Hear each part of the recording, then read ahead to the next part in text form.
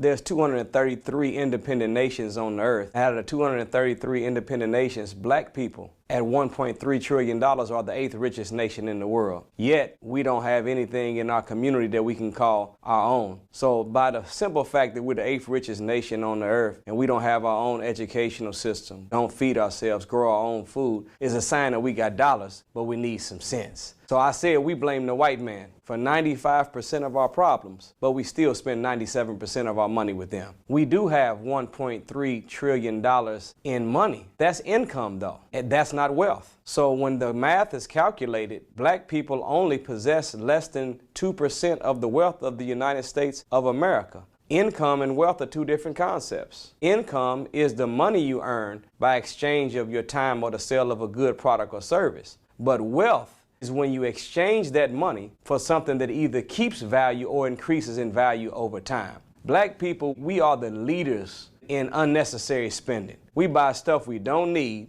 from people that we don't like to impress people we don't know, and at the end of the math of the equation, we end up having nothing but a whole bunch of name brand stuff, but never businesses that we can pass down to our children or real estate that increases or keeps its value over time. So we've got income, but we don't have the wealth. That's why I said we've got dollars, but we need some sense. Out of that $1.3 trillion, do you know that we spend $23 billion a year on clothes, $11 billion a year on furniture, $3.2 billion on keeping up with the latest cell phone that came out, $46 billion on cars, $60 billion on legal and illegal drugs, $32 billion dressing up the outside of our head. But when it comes to dressing up the inside of our mind, which is the purchase of books, only $300 million is purchased in books. My people are destroyed from a lack of knowledge. So we should be investing more in the building up of the mind and building up of our character,